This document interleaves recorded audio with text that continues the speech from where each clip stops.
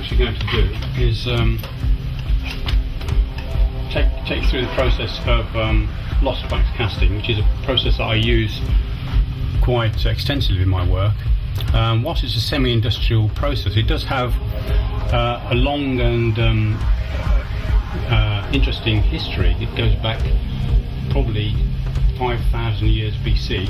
It was used by the Incas, it was used by the ancient Egyptians, it was used in Mesopotamia, and it's a process where an object can be made in precious metals, or in any metal really, and there can be forms and shapes that would be very difficult to make under any other system or method. And the way this is possible is one can carve an object in wax. I can show a couple of objects here in wax. This was a little object made by one of my students a couple of weeks ago. It's just a little pendant. Does he teach this as well? A little bit, yeah. This is a student who was on placement with me for a week. And she just carved this out of a piece of hard wax, resinous wax, and this will be later cast in silver, or it could be cast in gold. This is a ring in two parts, which is actually going to form a clamshell. So this is will be worn as two parts, or it could be joined with a little stone set between. So that forms a sort of marine theme sort of item. But I could alter this. I mean, there's endless possibilities for change. Working on this with a hot wax pen here, which is basically a converted soldering iron on a dimmer that lowers the temperature. The process, in a nutshell, is that once you have your wax pattern, you can then add a little rod to it, called a sprue, which is a wax rod, put it onto a rubber base, and this is the industrial sort of process, in a sense. It would then be enclosed with a cylinder. The cylinder would then be filled with plaster of Paris, which is a special plaster of Paris which has silica in it to help it withstand the high temperature. We're looking at the flask here, which would be have the investment in there, which is the white plaster of Paris. The wax will burn out and leave a cavity exactly the same shape as whatever wax pattern you have. This is a cluster of wax patterns on there. There's lots of little fish and starfish and things. So they're all placed on a huge sprue, and they can all be cast in one foul swoop. I'm very interested by marine life, and I did a short course on diving in the Red Sea, and I was just absolutely amazed at the different forms of the fish and the various sea creatures, and that's how this whole series came about. These are all based on Red Sea reef fish. There's a butterfly fish there, which was bright yellow in reality. These are little mono fish which are swimming around in the Indian Ocean. Okay, these are some of the waxes that I've injected from the rubber molds.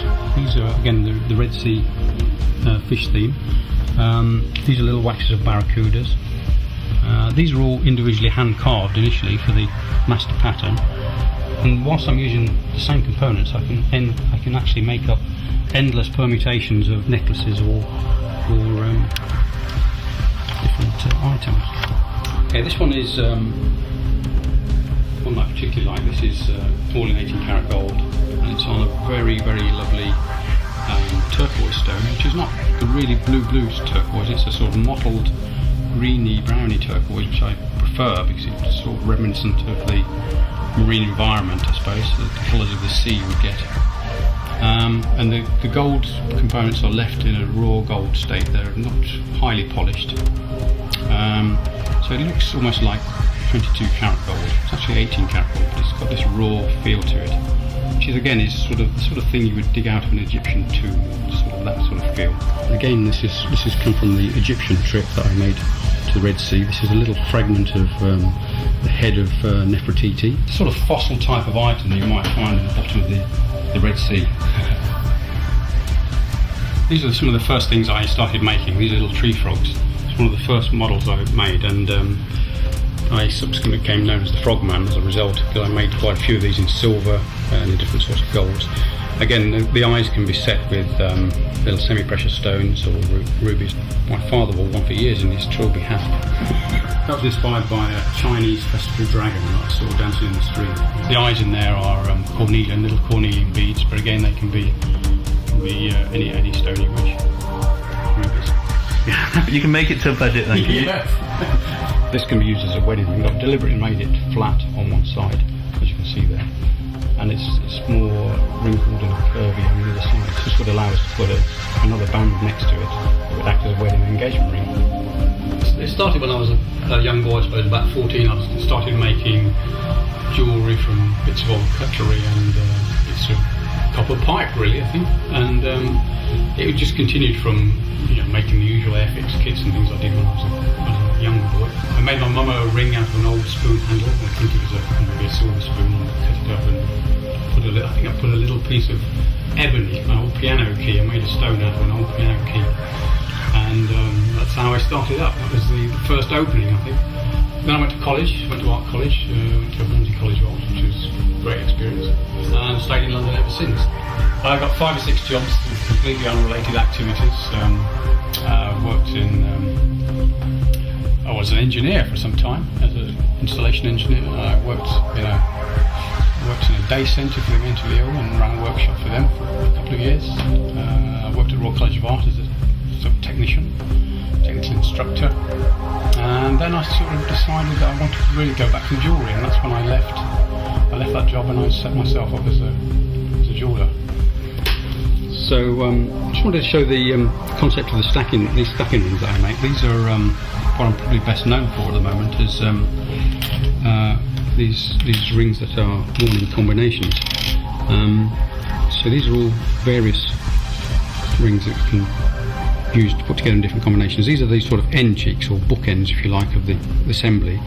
And what I do is I add other rings to them to make up an interesting pattern.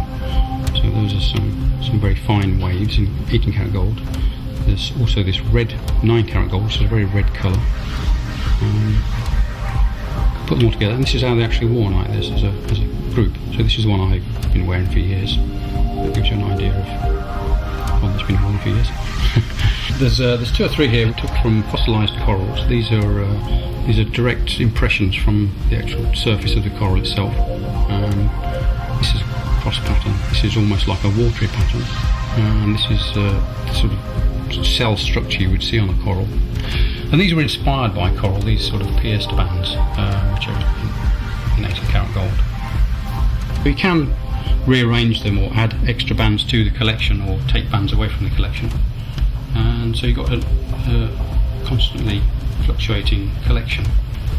This finish on this ring is a sort of raw gold. It's a lovely sort of finish. It's a lovely little emerald in there, and the colour of the 18 karat on there works well with it.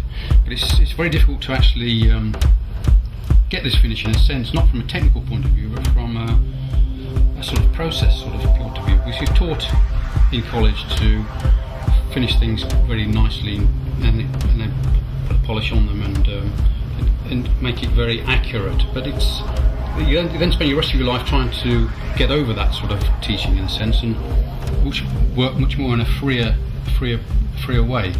This is again left fairly rough in terms of the actual polish on it. It's got lots of interest because it's so varied all the way around. You've got the holes going all the way around the back. You've got the diamonds in the top. This is white gold band, which is part of that stacking ring. So then I'm going to close the joint up, get that nicely in line, and that's ready for soldering. This is just the borax dissolved in water here, which is just the flux for soldering.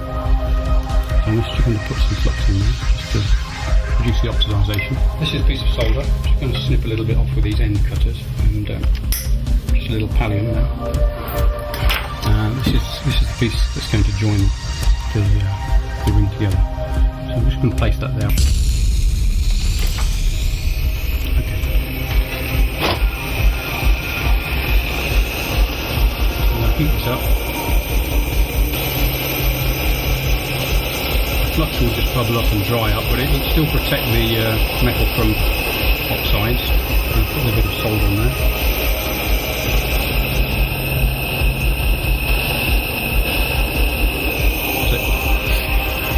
So that's the finished thing. Now it looks very grubby there. This is actually a silver band. It's not a gold one. That's why it's gone so black.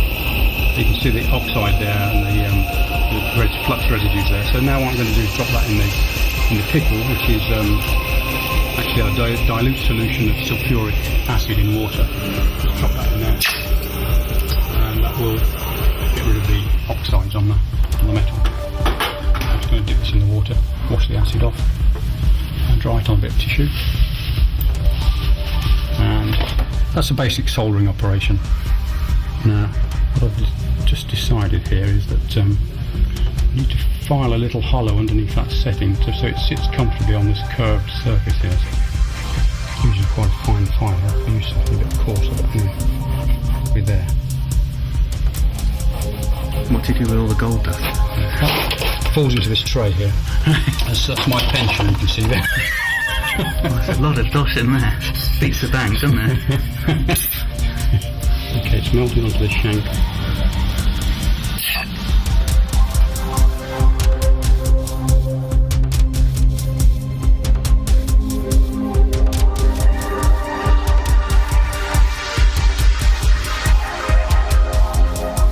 That's a half carat diamond, that's going to go in there. I joined the guild probably about 10 years ago now, I think, and it's been a very valuable experience in the sense of, well, it gives me a good chance to visit the countryside as well, a good excuse to visit the countryside, and it gives me a good chance to exchange ideas with other makers and have a bit of a laugh setting up the exhibitions, and finally, you know, I think the shows look really good, and it gives me a chance to meet potential clients in a different area of the country too.